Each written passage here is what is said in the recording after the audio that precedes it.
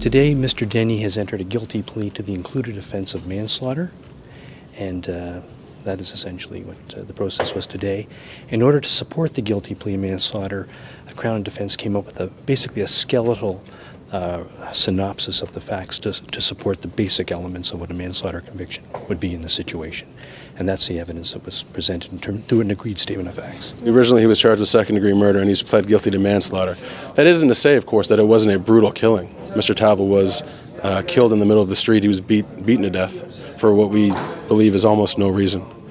But still, manslaughter is the appropriate plea. The way the facts bear out, Mr. Denny was in the East Coast Forensic Hospital on a day pass at the time of the incident, and so he was someone who had a compromised mental health, as you all know. He was a paranoid schizophrenic, and we also learned that he had consumed drugs and alcohol. The law requires the ability to form a specific intent to kill, and under the circumstances, with all of those things in play, it was just something that we didn't believe we could prove beyond a reasonable doubt.